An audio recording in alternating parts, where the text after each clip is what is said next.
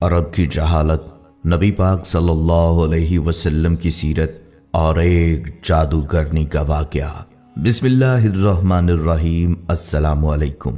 کیا آپ جانتے ہیں کہ اسلام سے پہلے رومی، ایرانی، سومیری اور ہندی تہذیبیں کیا تھیں؟ کیا آپ نبی پاک صلی اللہ علیہ وسلم اور جادوگرنی کے واقعے کے بارے میں جانتے ہیں؟ کیا آپ جانتے ہیں کہ آپ صلی اللہ علیہ وسلم کی وفات کو شہادت کیوں کہا گیا؟ یہ سب کچھ آپ کو آج کی ویڈیو میں بتایا جائے گا۔ امید ہے یہ ویڈیو آپ کو پسند آئے گی، لہٰذا آپ سے گزارش ہے اس پاک اور خوبصورت ویڈیو کو آخر تک ضرور دیکھیے گا۔ ناظرین، یہ عرب کی سرزمین کی کہانی ہے جس کی نہ کوئی تہذیب تھی نہ تمدن تھا، بلکہ یہ خطہ پوری دنیا سے الگ تھلگ ہو چکا تھا۔ دعوت الہی انبیاء علیہ السلام کا اولین فریضہ ہے، اور اللہ تعالیٰ انبیاء علیہ السلام کو دنیا میں توحید خالص کے قیام کے لیے مبعوث کرتا ہے۔ دنیا میں جس قدر بھی انبیاء کرام آئے ہیں، سب نے اپنی قوم اور لوگوں کو ان کے خالق کی طرف بلایا ہے کہ تمہارا معبود حقیقی خدا تعالیٰ ہے، صرف اسی کی عبادت کرو اور اس کی تمام تر صفات کے ساتھ اس پر ایمان لاؤ۔ آپ صلی اللہ علیہ وسلم کا دنیا میں آنا اور خاص طور پر عرب کی سرزمین پر آنا جیسے روشنیوں کی نوید تھی۔ جو انقلاب عظیم آپ صلی اللہ علیہ وسلم نے دنیا میں برپا کیا، وہ اس سے قبل نہ کبھی کسی آنکھ نے دیکھا اور نہ کبھی کسی کان نے سنا۔ کہانی شروع ہوتی ہے جب سرزمین عرب میں ہر طرف ظلم و ستم، جبر و تشدد اور وحشت و بربریت نے ڈیرے ڈال رکھے تھے۔ کفر اور ظلم و جہالت کی تاریکی نے عالم انسانیت کو چاروں طرف سے گھیر رکھا تھا۔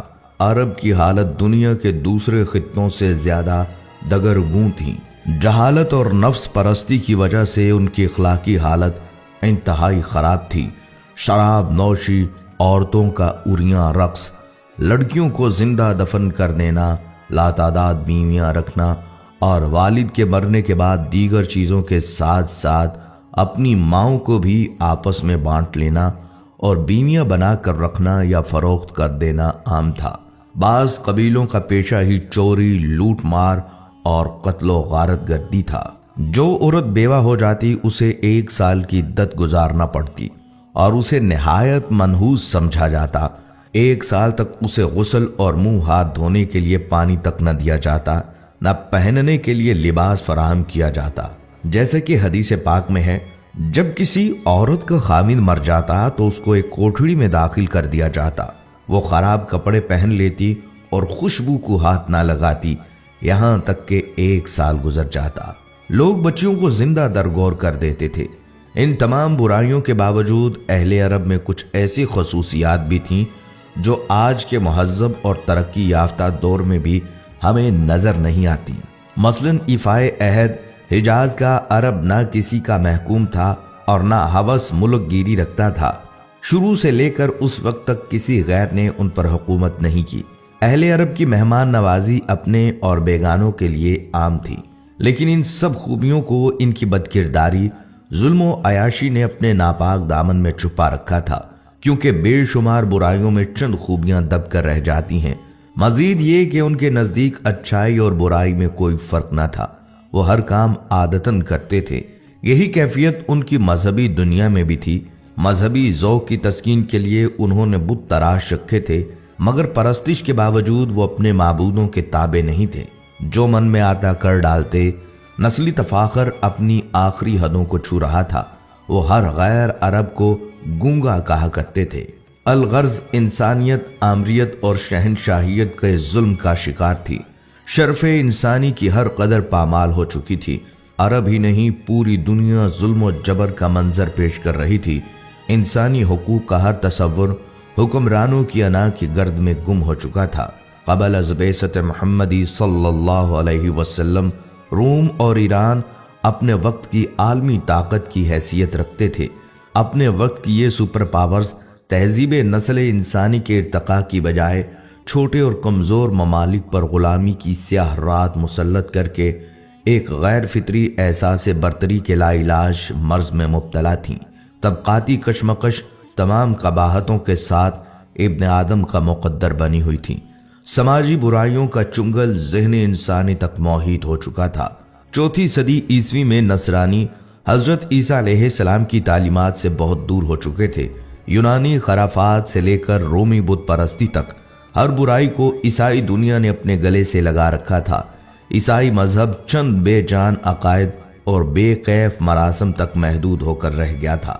روم کی مشرقی ریاست میں اجتماعی بدنظمی اپنی انتہا کو پہنچ چکی تھی۔ مجبور اور بے بس عوام کے صبر کا پیمانہ لبریز ہو چکا تھا اور بڑے پیمانے پر فسادات شروع ہو چکے تھے۔ ناظرین، اسلام ایک مکمل دین اور طریقہ زندگی ہے۔ اس کا پیش کردہ نظام فکر و عمل ہر دور کے انسان کی انفرادی اور اجتماعی زندگی کے ہر پہلو کے لیے قابل عمل ہے۔ اسلام کا پیروکار اس بات کا پابند ہے کہ اپنی خواہشات کو اللہ کے دین کے تابع کر دے اور کسی بھی خواہش کی تکمیل اور تسکین کے لیے صرف وہی راستہ اور طریقہ کار اپنائے جس کا تعین دین میں کیا گیا ہے۔ اللہ تعالیٰ کا ارشاد ہے، اے لوگو جو ایمان لائے ہو، دائرہ اسلام میں پورے کے پورے داخل ہو جاؤ۔ اور رسول اللہ صلی اللہ علیہ وسلم نے فرمایا، تم میں سے کوئی بھی اس وقت تک مومن نہیں ہو سکتا جب تک اس کی خواہش میری لائی ہوئی تعلیمات کے تابع نہ ہو جائیں۔ آپ صلی اللہ علیہ وسلم کی زندگی میں ہر شعبے سے وابستہ افراد کے لیے رہنمائی ہے۔ آپ صلی اللہ علیہ وسلم داعی تھے اور مربی بھی، قاضی بھی تھے اور زاہد بھی، سیاستدان بھی تھے اور حکمران بھی، سپاہی تھے اور رہنما بھی، باپ بھی تھے اور شوہر بھی تھے۔ لہٰذا اگر آپ داعی ہیں تو سیرت نبوی صلی اللہ علیہ وسلم کے مطالعہ سے دعوت کے کئی اسلوب ملیں گے۔ معلوم ہوگا کہ کلمہ توحید کی سربلندی کی خاطر تکالیف اور آزمائش کے موقع پر ایک داعی کا صحیح کردار کیا ہونا چاہیے۔ اگر آپ خاندان، قبیلے یا فوج کی قیادت کر رہے ہیں یا زمام حکومت سنبھالے ہوئے ہیں تو مطالعہ سیرت سے ایک مضبوط نظام اور مستحکم اسلوب ملے گا۔ رسول اللہ صلی اللہ علیہ وسلم نے اپنی عمر کے 15ویں سال میں ہی امن کے ایک معاہدے میں شرکت کی۔ امیر، غریب، سردار اور غلام کے لیے ایک ہی قانون وضع کیا، رفاہی خدمات میں پیش رہے، ایک مکمل معاشی نظام پیش کیا جس کے مطابق تجارت کر کے مسلمانوں نے زمام تجارت، جس پہ بہت عرصے سے یہودی قابض تھے، اپنے ہاتھ میں لے لی۔ مختصر یہ کہ رسول اللہ صلی اللہ علیہ وسلم کی کوششوں کے نتیجے میں جزیرۃ العرب، جو گویا ایک میدان جنگ تھا، امن کا گہوارہ بن گیا۔ جہاں بھائی بھائی کا دشمن تھا وہاں پورا معاشرہ باہم شیر و شکر ہو گیا۔ معاشرے میں یہ تبدیلیاں کیسے آئی، یہ جاننے کے لیے بھی مطالعہ سیرت انتہائی ضرورت ہے۔ آپ صلی اللہ علیہ وسلم کی عمر مبارک کے 20ویں سال کا ایک واقعہ ہے۔ عربوں کی ساری خرابیوں کے باوجود ان کے اندر ابھی تک اخلاق حسنہ کی بعض باقیات موجود تھیں۔ ظلم کے خلاف کبھی کبھار ان کی رگ حمیت جاگ اٹھتی تھی اور وہ ظالم سے مظلوم کا حق دلانے کے لیے سینہ سپر ہو جایا کرتے تھے۔ قبیلہ بنو زبید کا ایک شخص کچھ مال تجارت لے کر مکہ آیا۔ اس کی بیٹی بھی اس کے ساتھ تھی۔ اس تاجر سے اس کا سامان مکہ کے مشہور اور مالدار سردار عاص بن وائل نے خرید لیا، لیکن اس نے سینہ زوری کرتے ہوئے اس زبیدی تاجر کی بیٹی کو بھی اپنے قبضے میں لے لیا۔ وہ اجنبی شخص خانہ کعبہ میں آیا اور خانہ کعبہ کا غلاف پکڑ کر بلند آواز سے روتے پیٹتے ہوئے فریاد کرنے لگا، اے شہر مکہ کے شرفا، تمہارے بااثر آدمی عاص بن وائل نے مجھ سے زبردستی میری بیٹی چھین لی ہے۔ میں مسافر ہوں، مظلوم ہوں، تمہاری خدمت میں درخواست گزار ہوں کہ میری داد رسی کرو اور میری بیٹی مجھے واپس دلاؤ۔ قریش کے کچھ نوجوانوں نے اس مظلوم کی آہو پکار سنی تو اللہ نے ان کے دلوں میں یہ بات ڈال دی کہ مردانگی کا تقاضا ہے اس مسافر کی داد رسی کی جائے۔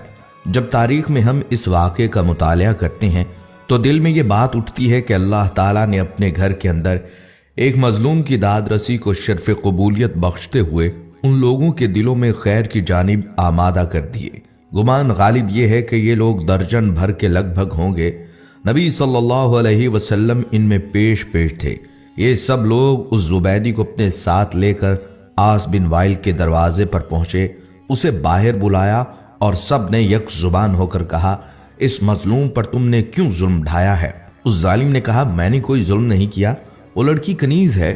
جب مال کا سودا کیا تھا تو یہ لڑکی بھی میں نے اس شخص سے خرید لی تھی۔ عاص بن وائل کا جواب سن کر وفد کے لوگوں نے زبیدی سے وضاحت مانگی تو اس نے کہا، خانہ کعبہ کی عظمت و تقدس کی قسم، میں نے اپنی لڑکی نہیں بیچی اور نہ ہی وہ کنیز ہے، وہ میری بیٹی ہے، اور اس شخص نے اپنی قوت کے بل بوتے پر زبردستی اسے اغوا کر کے اپنے گھر میں ڈال دیا ہے۔ اس پر وفد کے لوگوں نے سختی کے ساتھ عاص بن وائل سے بات کی تو اس بدبخت نے اپنے جرم کا اعتراف کر لیا اور زبیدی کی لڑکی اسے واپس دینا پڑی۔ لڑکی واپس کرنے کے وقت بدبخت عاص نے ارکان وفد سے کہا کہ میں کل صبح لڑکی واپس کروں گا، ایک رات مجھے اس کے ساتھ گزار لینے دو۔ وفد کے تمام غیرت مند ارکان نے اسے سختی کے ساتھ اس بد ارادی پر شرم دلائی اور کہا یہ ہرگز ممکن نہیں، چنانچہ اسے اپنے شیطانی ارادے پر عمل کا موقع نہ ملا۔ زبیدی کی بیٹی اسے واپس دلائی گئی۔ اب اس نے اپنی بیٹی کو ساتھ لیا اور اپنے علاقے کی طرف روانہ ہو گیا۔ ناظرین، اللہ سبحانہ تعالیٰ نے نبی صلی اللہ علیہ وسلم کو 40 سال کی عمر میں نبوت رسالت سے سرفراز فرمایا۔ نبوت سے نوازے جانے کے بعد آپ صلی اللہ علیہ وسلم 13 سال تک مکہ مکرمہ میں رہے۔ یہ زمانہ آپ صلی اللہ علیہ وسلم کی مکی زندگی کہلاتا ہے۔ آپ صلی اللہ علیہ وسلم نے مکی زندگی میں 3 سال تک خفیہ طور پر اپنے قریبی لوگوں کے سامنے اسلام پیش کیا۔ پھر آپ صلی اللہ علیہ وسلم نے 10 سال تک کھلم کھلا اشاعت اسلام کا کام کیا۔ اس کے بعد آپ صلی اللہ علیہ وسلم یثرب ہجرت کر گئے۔ اشاعت اسلام کی وجہ سے کفار مکہ آپ صلی اللہ علیہ وسلم کے جانی دشمن ہو گئے۔ جب تک نبی صلی اللہ علیہ وسلم نے اپنی نبوت اور رسالت کا اعلان نہیں کیا تھا، اس وقت تک آپ صلی اللہ علیہ وسلم مکہ میں ایک عقل مند اور دانشور، صادق اور امین اور اچھے انسان سے جانے جاتے تھے۔ جب آپ صلی اللہ علیہ وسلم نے اپنی نبوت کا اعلان کیا تو لوگوں نے آپ صلی اللہ علیہ وسلم کو جادوگر اور کاہن و ساحر جیسے معیوب لقب سے مشہور کرنے کی کوشش کی تاکہ لوگ آپ صلی اللہ علیہ وسلم کے قریب نہ آئیں اور نہ آپ صلی اللہ علیہ وسلم کی باتیں سنیں۔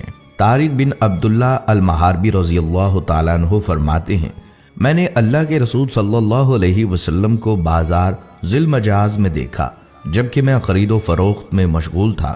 آپ صلی اللہ علیہ وسلم سرخ جبہ زیب تن کیے ہوئے تھے اور بلند آواز سے یہ فرماتے جاتے تھے، اے لوگو لا الہ الا اللہ کہو فلاح پاؤ گے۔ ایک شخص آپ صلی اللہ علیہ وسلم کے پیچھے پیچھے پتھر مارتا جاتا تھا جس سے آپ صلی اللہ علیہ وسلم کی پنڈلی اور ایڑھی خون آلود ہو گئے۔ وہ شخص ساتھ ساتھ یہ بھی کہتا جاتا تھا، اے لوگو اس کی بات نہ سننا، یہ جھوٹا ہے۔ محاربی فرماتے ہیں کہ میں نے لوگوں سے پوچھا یہ شخص یعنی آپ صلی اللہ علیہ وسلم کون ہیں؟ لوگوں نے جواب دیا یہ لڑکا بنی عبد المطلب سے ہے۔ پھر میں نے پوچھا یہ شخص کون ہے جو اس کا پیچھا کر رہا ہے اور پتھر مار رہا ہے؟ لوگوں نے جواب دیا یہ آپ صلی اللہ علیہ وسلم کا چچا عبدالعزیٰ یعنی ابو لہب ہے۔ بازار ذی المجاز میں آپ صلی اللہ علیہ وسلم پر ابو جہل کا مٹی پھینکنا۔ بنو مالک بن قنانہ کے ایک شیخ کہتے ہیں کہ میں اللہ کے رسول صلی اللہ علیہ وسلم کو بازار ذی المجاز میں دیکھا کہ یہ فرماتے تھے، اے لوگو لا الہ الا اللہ کہو فلاح پاؤ گے۔ راوی فرماتے ہیں کہ ابو جہل آپ صلی اللہ علیہ وسلم پر مٹی پھینکتا تھا اور یہ کہتا تھا، اے لوگو خیال رکھنا یہ شخص تم کو تمہارے دین کے حوالے سے دھوکہ نہ دے دے، کیونکہ اس کا ارادہ ہے کہ تم لات و عزا کو چھوڑ دو، جبکہ رسول اللہ صلی اللہ علیہ وسلم اس کی طرف ذرہ برابر بھی التفات نہیں فرماتے تھے۔ ایک دفعہ نبی کریم صلی اللہ علیہ وسلم کعبہ شریف کے پاس نماز ادا کر رہے تھے۔ ابو جہل اور اس کے ساتھی وہاں بیٹھے تھے۔ ان میں سے بعض نے بعض سے کہا، تم میں سے کون ہے جو فلاں قبیلے کی اونٹنی کی اوجڑی لائے اور محمد صلی اللہ علیہ وسلم سجدے میں جائیں تو اسے ان کی پشت پر رکھ دے۔ عقبہ بن ابی معیط جو نہایت بدبخت، شقی القلب اور ملعون تھا، وہ وہاں سے اٹھا اور اوجڑی لے کر آیا۔ پھر وہ آپ صلی اللہ علیہ وسلم کے سجدے کا انتظار کرنے لگا۔ جب آپ صلی اللہ علیہ وسلم نے سجدہ کے لیے اپنے چہرہ مبارک کو زمیں بوس کیا تو اس نالائق نے اس اوجڑی کو آپ صلی اللہ علیہ وسلم کی پیٹھ پر کندھوں کے درمیان رکھ دیا۔ آپ صلی اللہ علیہ وسلم اس کے بوجھ کی وجہ سے اٹھ نہیں پا رہے تھے، سجدے کی ہی حالت میں پریشان تھے۔ دوسری طرف ابو جہل اور اس کے بے غیرت ساتھی سب کے سب ہنسنے اور ٹھاٹھے مارنے میں مصروف تھے۔ حضرت عبداللہ بن مسعود رضی اللہ تعالیٰ عنہ یہ سب کچھ دیکھ رہے تھے، مگر اپنی کمزوری اور ظالموں کے خوف سے رسول خدا صلی اللہ علیہ وسلم کا دفاع کرنے سے عاجز تھے۔ پھر آپ صلی اللہ علیہ وسلم کی لخت جگر حضرت فاطمہ رضی اللہ تعالیٰ عنہ آئیں اور اوجڑی کو آپ صلی اللہ علیہ وسلم کی پشت مبارک سے ہٹایا۔ حضرت عروہ بن زبیر رحمۃ اللہ علیہ نے عبداللہ بن عمر بن عاص رضی اللہ تعالیٰ عنہ سے پوچھا، مجھے اس سخت تکلیف سے باخبر کیجئے جس سے مشرکین نے آپ صلی اللہ علیہ وسلم کو دوچار کیا۔ انہوں نے فرمایا، ایک بار نبی صلی اللہ علیہ وسلم حتیم میں نماز ادا کر رہے تھے، اچانک عقبہ بن ابی معیط آیا اور آپ صلی اللہ علیہ وسلم کی گردن میں اپنا کپڑا ڈال دیا۔ پھر اس نے سخت طریقے سے آپ صلی اللہ علیہ وسلم کا گلا گھونٹا۔ پھر ابو بکر رضی اللہ تعالیٰ عنہ آئے اور انہوں نے عقبہ کا موڈھا پکڑا اور اس کو نبی صلی اللہ علیہ وسلم سے ہٹایا اور فرمایا، کیا تم مار ڈالو گے اس شخص کو اس وجہ سے کہ وہ کہتا ہے کہ میرا رب اللہ ہے؟ اپنی زندگی میں رسول اللہ صلی اللہ علیہ وسلم اور ان کے ساتھیوں کو ان کے عقائد کی وجہ سے ستایا گیا، ان کا بائیکاٹ کیا گیا، یہاں تک کہ آپ پر براہ راست حملے بھی کیے گئے۔ ان چیلنجز کے باوجود رسول اللہ صلی اللہ علیہ وسلم امن اور سماجی انصاف کا پیغام پھیلانے کے عزم سے کبھی پیچھے نہیں ہٹے۔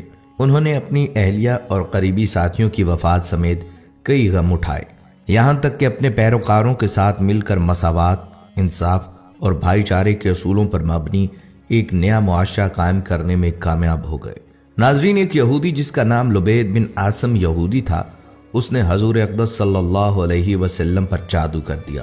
بعض روایات میں آتا ہے لبید بن عاصم یہودی جس نے نبی صلی اللہ علیہ وسلم پر جادو کیا تھا، اس نے اپنی لڑکیوں کو جادو سکھایا تھا اور ان لڑکیوں نے تانت کے دھاگے کو لے کر اس میں گرہیں باندھی تھیں اور اس تانت کے دھاگے کو کنگھے کے اندر لگا دیا تھا۔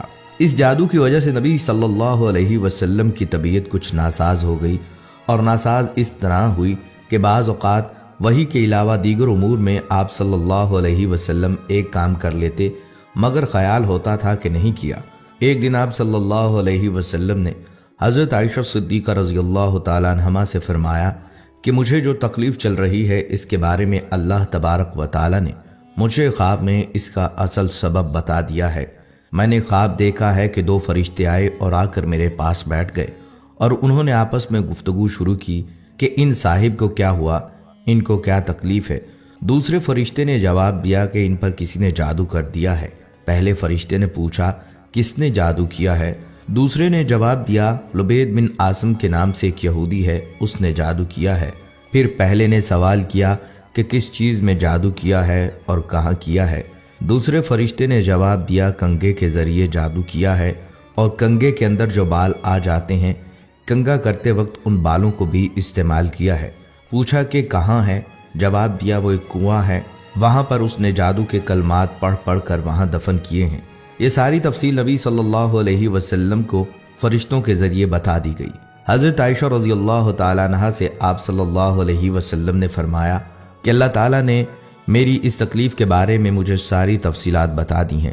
چنانچہ نبی صلی اللہ علیہ وسلم خود اس کنویں کے پاس تشریف لے گئے اور وہاں جا کر دیکھا اس کا پانی بالکل پیلا پڑا ہوا تھا۔ وہاں سے وہ کنگھا بھی برآمد ہو گیا، کنگھے کے اندر جو بال تھے وہ بھی برآمد ہو گئے۔ مدینہ منورہ میں ایک یہودی عورت تھی، اس کا نام لبیطۃ الحمرا تھا۔ وہ ایک بہت ہی خبیث اور بدذات عورت تھی اور وہ حضور صلی اللہ علیہ وسلم سے بہت زیادہ جلتی تھی۔ وہ چاہتی تھی کہ نعوذ باللہ آپ صلی اللہ علیہ وسلم اس دنیا سے رخصت ہو جائیں۔ ایک دن اس عورت نے ایک جادوگر کے پاس جا کر کہا وہ حضور صلی اللہ علیہ وسلم پر ایسا جادو کریں کہ بیمار ہو جائیں۔ جادوگر نے اس خبیث عورت کو ایک تعویذ دیا اور اسے حکم دیا کہ وہ اس تعویذ کو حضور صلی اللہ علیہ وسلم کے گھر میں کسی جگہ چھپا دے۔ جادوگر کی بات پر عمل کرتے ہوئے اس عورت نے وہ تعویذ آپ صلی اللہ علیہ وسلم کے گھر میں کسی جگہ چھپا دیا۔ تعویذ کے اثر سے آپ صلی اللہ علیہ وسلم کی طبیعت ناساز ہو گئی۔ صحابہ کرام اس بات سے بہت پریشان تھے۔ انہوں نے آپ صلی اللہ علیہ وسلم کی صحت کے لیے دعائیں کی، لیکن حضور صلی اللہ علیہ وسلم کی طبیعت بہتر نہیں ہو رہی تھی۔ ایک دن حضور صلی اللہ علیہ وسلم کے صحابی حضرت زید بن حارثہ رضی اللہ تعالیٰ عنہ کو ایک خواب آیا۔ خواب میں اللہ تعالیٰ نے انہیں بتایا کہ آپ صلی اللہ علیہ وسلم پر جادو کیا گیا ہے۔ حضرت زید بن حارثہ رضی اللہ تعالیٰ عنہ نے آپ صلی اللہ علیہ وسلم کو خواب کے بارے میں بتایا۔ آپ صلی اللہ علیہ وسلم نے حضرت زید بن حارثہ رضی اللہ تعالیٰ عنہ کو حکم دیا کہ وہ تعویذ تلاش کریں۔ حضرت زید بن حارثہ رضی اللہ تعالیٰ عنہ نے حضور صلی اللہ علیہ وسلم کے گھر کو تلاش کیا اور آخرکار انہوں نے تعویذ کو ایک کنویں میں پایا۔ تعویذ پھینکنے کے بعد آپ صلی اللہ علیہ وسلم کی صحت بہتر ہو گئی۔ جادوگرنی کو معلوم ہوا کہ آپ صلی اللہ علیہ وسلم کی صحت ٹھیک ہو گئی۔ اس نے آپ صلی اللہ علیہ وسلم سے معافی مانگی۔ آپ صلی اللہ علیہ وسلم نے اس سے معاف کر دیا، لیکن اسے سخت سزا دی گئی۔ اسے مدینہ منورہ سے نکال دیا گیا اور اسے یہودیوں کے علاقے میں بھیج دیا گیا۔ فتح خیبر کے بعد حضور صلی اللہ علیہ وسلم کچھ دنوں تک زرعی زمینوں اور باغوں کے انتظامات اور غنائم کی تقسیم کے کاموں میں مصروف رہے۔ ظاہر ہے ان کاموں کے لیے قیام وہیں ضروری تھا۔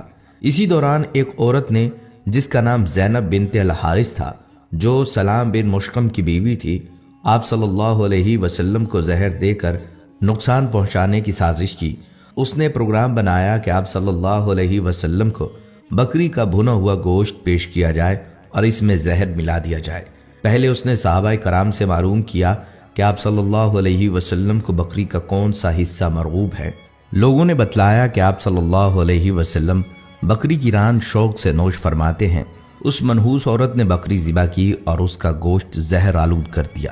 خاص طور پر بکری کی ران پر زیادہ زہر لگا دیا اور آپ صلی اللہ علیہ وسلم کے خیمے میں لے کر آئی۔ پیارے آقا صلی اللہ علیہ وسلم مغرب کی نماز ادا کر کے خیمے میں تشریف لائے۔ دیکھا تو ایک عورت خیمے کے باہر آپ کا انتظار کر رہی تھی۔ آپ صلی اللہ علیہ وسلم نے اس سے آنے کا سبب پوچھا۔ عورت نے کہا، اے ابو القاسم، میں آپ کے لیے بکری کا بھنا ہوا گوشت ہدیہ کے طور پر لائی ہوں۔ اسے معلوم تھا کہ آپ صلی اللہ علیہ وسلم ہدیہ قبول فرما لیتے ہیں، صدقہ قبول نہیں فرماتے۔ آپ صلی اللہ علیہ وسلم نے صحابہ کرام رضی اللہ تعالیٰ عنہم سے فرمایا، اس سے کھانا لے لو۔ اس کے بعد آپ صلی اللہ علیہ وسلم نے صحابہ کرام سے جو اس وقت وہاں موجود تھے کھانے کے لیے فرمایا۔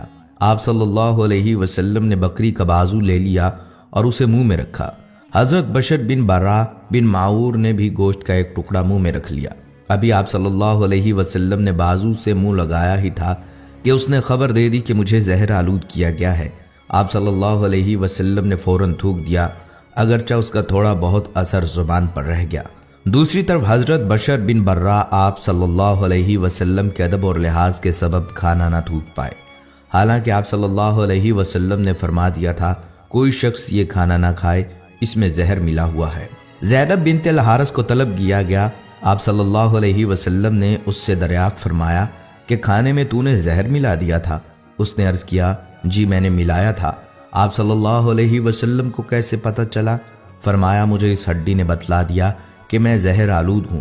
آپ صلی اللہ علیہ وسلم نے فرمایا، تو نے ایسا کیوں کیا؟ اس نے کہا، میرے باپ، چچا اور شوہر قتل ہو گئے، میری قوم بھی تباہ ہو گئی۔ میں نے سوچا اگر آپ صلی اللہ علیہ وسلم نبی ہوئے تو یہ زہر آپ پر اثر نہیں کرے گا اور آپ صلی اللہ علیہ وسلم بچ جائیں گے، اور اگر بادشاہ ہوں گے تو ہمیں آپ سے نجات مل جائے گی۔ آپ صلی اللہ علیہ وسلم نے اسے کچھ نہیں کہا اور جانے دیا۔ صحابہ رضی اللہ تعالیٰ عنہم نے عرض بھی کیا کہ اس کو سزا ملنی چاہیے، مگر آپ صلی اللہ علیہ وسلم نے درگزر سے کام لیا۔ انبیاء کرام کی یہی شان ہوتی ہے، اور ہمارے حضور صلی اللہ علیہ وسلم تو وہ درگزر میں سب سے بڑھ کر تھے۔ جن صحابہ کرام نے گوشت منہ میں رکھ کر تھوک دیا تھا ان پر زہر کا اثر کم تھا۔ آپ صلی اللہ علیہ وسلم نے ان سے فرمایا کہ سر میں پشنے لگوائیں، یعنی فاسد خون نکلوا دیں۔ صحابہ کرام نے ایسا ہی کیا، لہٰذا حضرت بشر بن برا زہر کے اثر سے وفات پا گئے۔